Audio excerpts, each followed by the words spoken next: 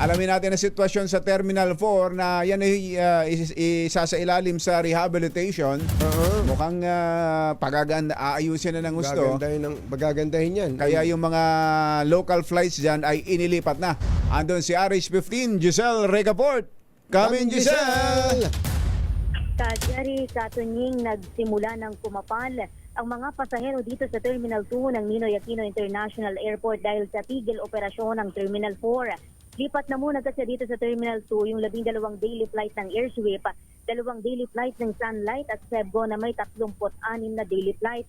Ito'y bahagi pa rin ng pagsalang ng pinakamatanda at pinakamaliit na terminal ng NAIA sa major renovation sa ilalim ng bago nitong operator na New NAIA Infrastructure Corporation. Nakatuon daw yung renovasyon sa mga safety upgrade, pagpapahusay sa passenger flow at modernisasyon doon sa mga pasilidad.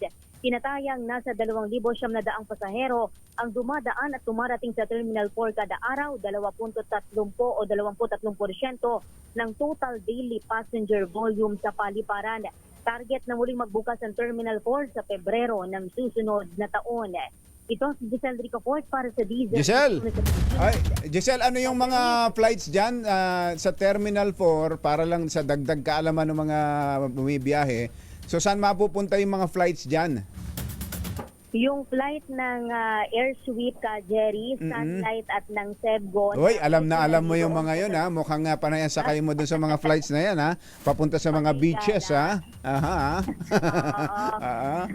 Jerry, ito originally, itong tatlong local airline doon sa Terminal 4 ng NAIA. Ngayon, ito muna sila sa Terminal 2 ng Ninoy Aquino International Airport hanggang sa muling magbukas patatapos yung renovation ng Terminal 4 sa February ng susunod na taon.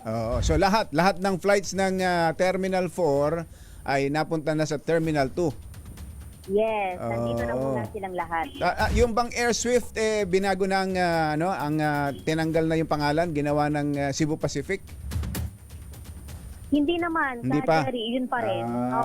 Kasi nabili na yan ng Cebu Pacific, yung Air Swift. Oo, Air Swift pa rin yung tawag nakalagay sa kanya. Okay. Thank you, Giselle! Salamat, Jerry Katunying. Balik sa inyo.